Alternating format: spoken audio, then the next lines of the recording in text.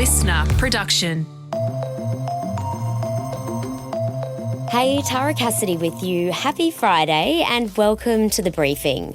Would you be able to clock a narcissist, or have you ever wondered if you are one? People high on narcissism tend to really struggle to form meaningful relationships. So even if they have friendships, they're friendships that are very superficial and based on what they can get out of the other person. That deep dive looking into narcissism and why casually diagnosing your ex or workmate isn't a great idea is coming up in the second half of this episode.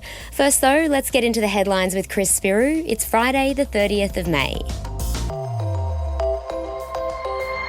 Hey Tara, and to you listening. The President of Israel says Anthony Albanese is misinformed just days after the Australian PM condemned Israel's 3-month blockade of Gaza. Speaking with Aussie reporters in Israel, Isaac Herzog says he's extended an invitation to Albanese to visit the region, saying he needed to come and see for himself why the war is being fought and that his comments were unproductive. It comes as the Prime Minister continues to face pressure from those in and outside the Labor Party to introduce sanctions on specific Israeli politicians and members of the IDF, a move he has so far been cautious about and something that's drawn the PM a lot of criticism, including from Greens leader Larissa Waters. What a disappointment that Australia once again is nowhere near leading the pack, calling for the protection of human rights and sanctioning what is a devastating crime against humanity. Meantime, desperate scenes are continuing to surround aid distribution in Gaza, with another US-Israeli-run site overrun by thousands of Palestinians on the brink of starvation. And while we're here, Tara, overnight, Israel has announced the creation of 22 new settlements in the occupied West Bank. These settlements are considered illegal under international law, but senior Israeli officials say that these settlements are needed to prevent the creation of a Palestinian state. Staying overseas, and global stock markets are continuing to surge this morning after a US court ruled Donald Trump's tariffs, which include a 10% baseline tariff on Aussie goods and services, were illegal. The Trump administration has now appealed the decision made by the US Court of International Trade, which says he overstepped his authority in bypassing Congress to impose levies on trading partners. Yeah, Trump reckons he's allowed to because the country's trade deficit is a national emergency and that they have legally enacted the tariffs under emergency economic powers. Very interesting from him there. And look, while we're continuing to scratch our heads this morning, wondering what this all means for us down under, obviously hoping for the court ruling to stick and that, Aussie imports don't have to face this tariff, we did get this little gem from the US media yesterday. Wall Street analysts have coined a new term called the taco trade. They're saying Trump always chickens out on your tariff threats, and that's why markets are higher this week. What's your response to that? Oh, and then I chicken out. I've never heard that. We had a country people didn't think it was going to survive, and you ask a nasty question like that. Typical Trump. Zero accountability for throwing global trade into chaos. But look, he's sticking to his gun, so whether or not this appeal is successful, time will tell. It was an emotional last day of the Bondi stabbings inquest as tearful family members recounted their heartbreak in victim impact statements read to the court yesterday, bringing the proceedings to a close.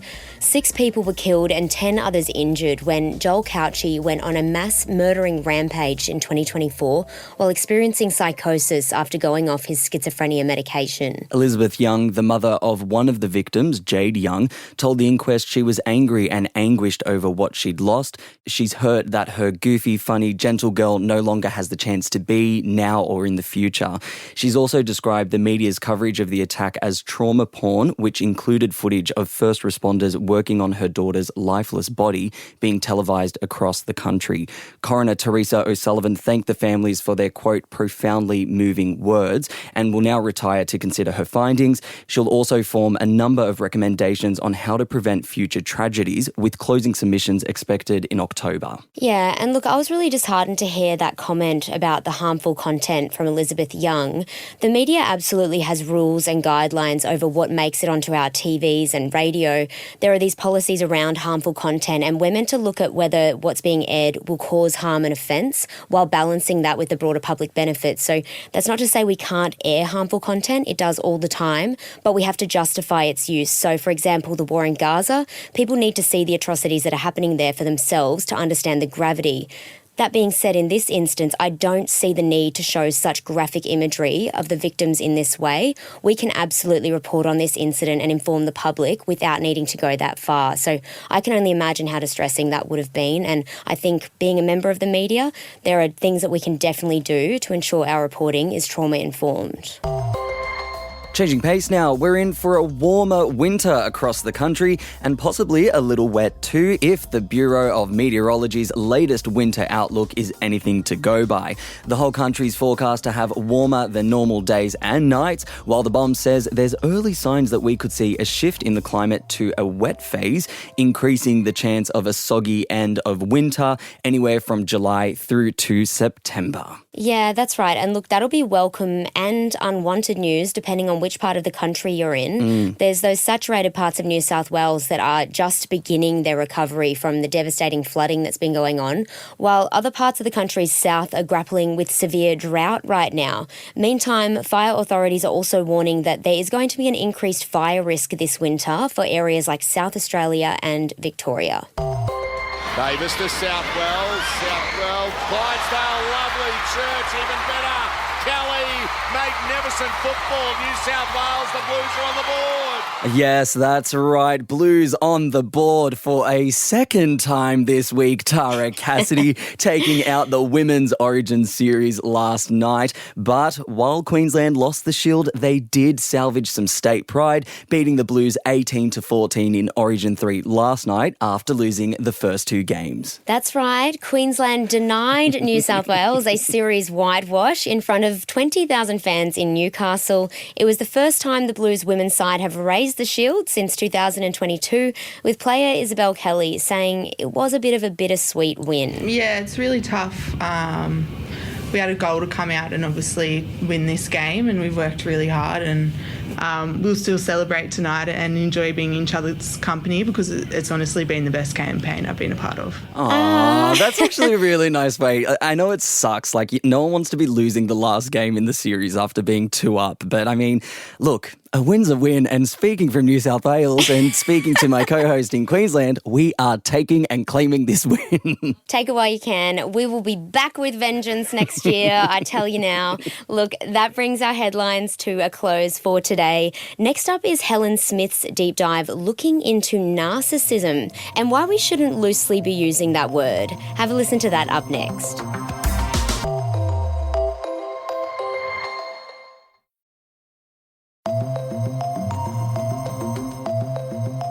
Do you know what makes someone a narcissist? Or have you even thought somebody in your life might be one, or even yourself? We throw around the label pretty casually and can be quick to diagnose someone with having narcissistic traits. New analysis suggests this could be doing more harm than good, and that there's a lot more underneath the surface when it comes to the roots of these personality traits. Megan Willis is an Associate Professor from Australian Catholic University, whose research includes dark personality traits and our mental processes in social settings. Megan, how do you spot a narcissist? When we think of narcissists, people tend to think of what we call grandiose narcissists. So these are people that have a very extroverted, grandiose, kind of aggressive and dominant personality style.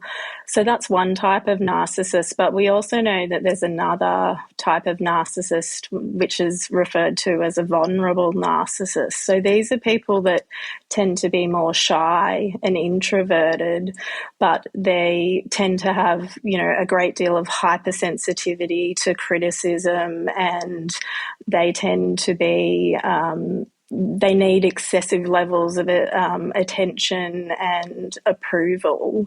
But what's common to both types of narcissists is that they tend to have this kind of antagonistic core, which is associated with entitlement and manipulation and a real lack of empathy for others. So can someone become a narcissist, or are they just born one?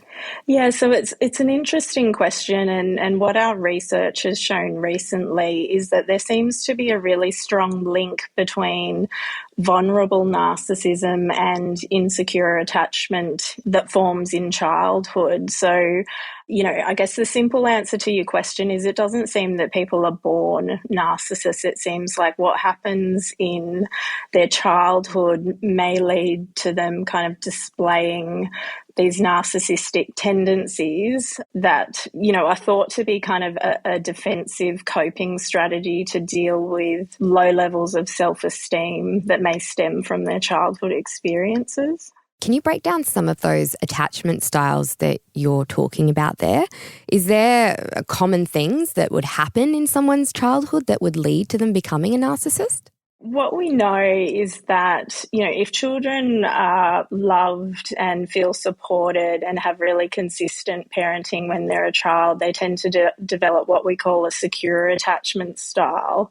But for children who experience like inconsistent parenting or neglect or abuse, they're more likely to develop one of three different types of insecure attachment styles. So the three different types that we recognise are anxious or preoccupied attachment. So that tends to stem from inconsistent parenting. And so these are people that tend to really need a lot of reassurance in relationships, and they're kind of hypersensitive to signs of rejection or abandonment.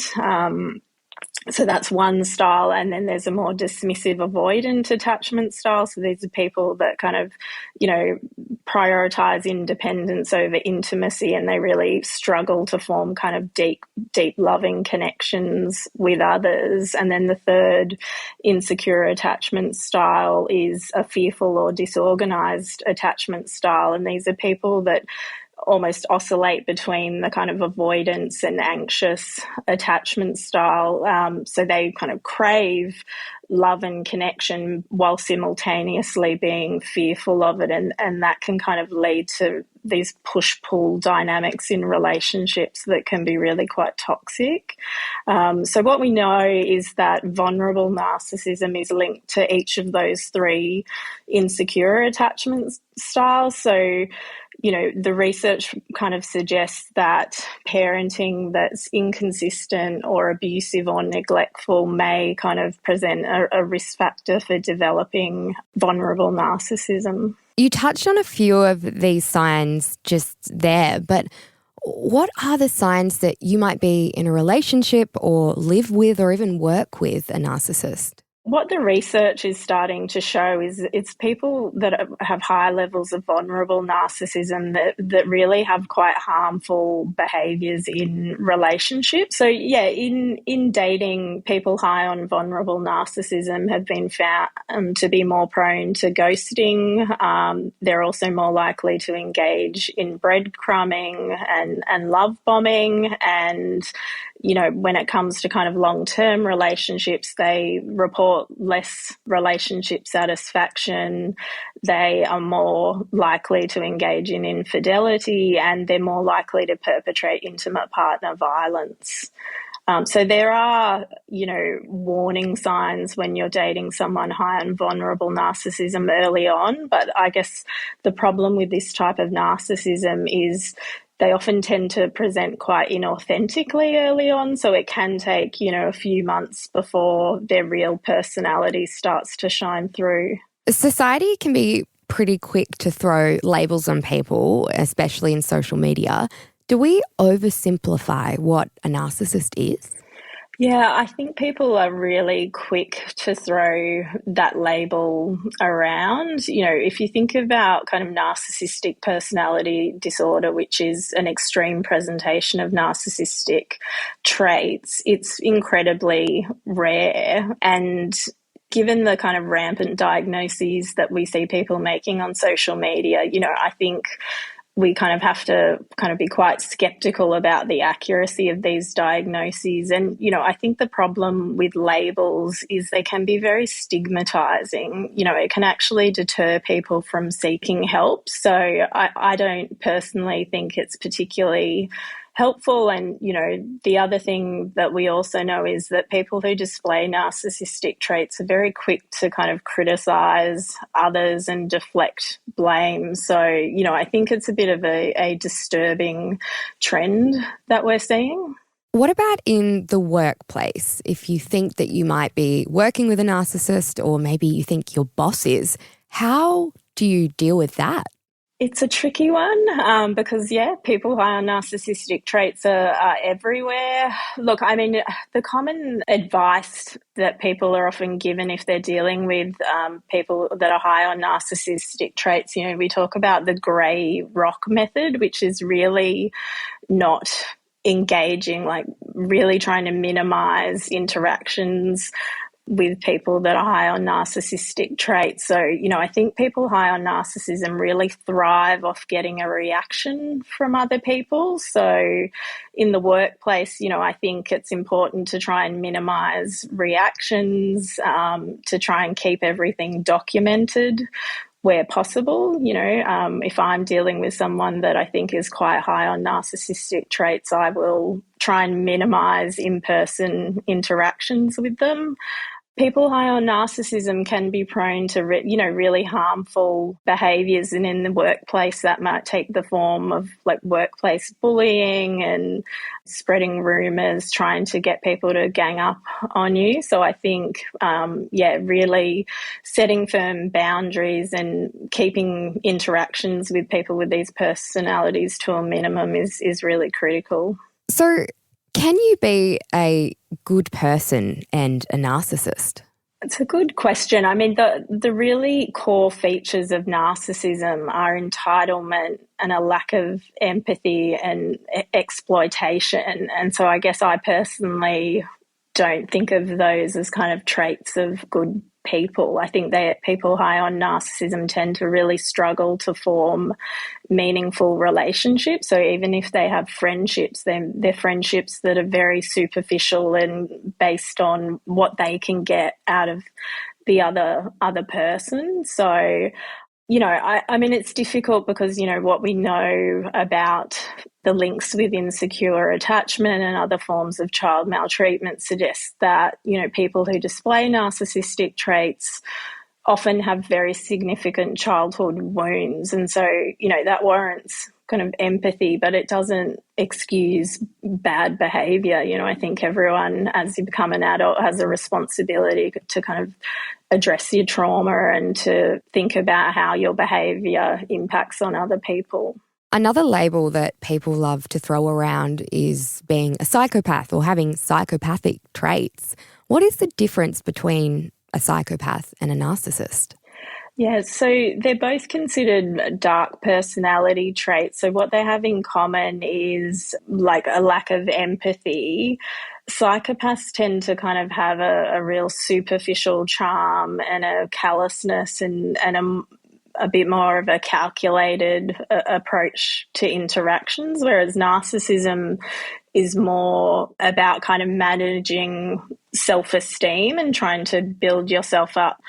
They're more focused on themselves and how good they are, or making other people think how good they are, whereas, psychopathy is really linked to real callousness and lack of empathy and kind of deriving pleasure from harming other people.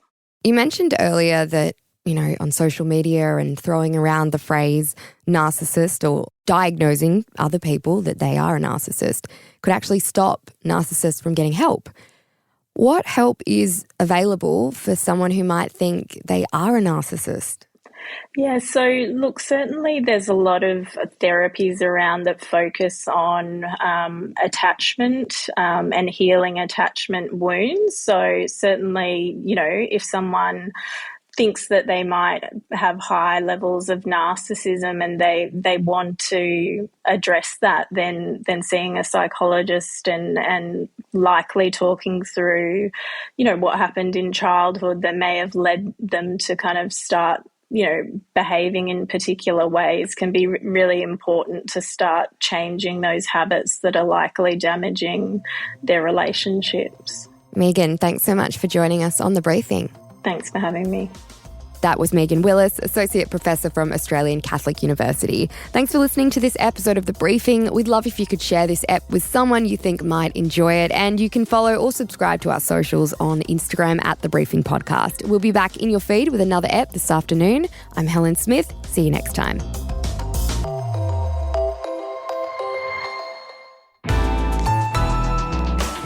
Listener.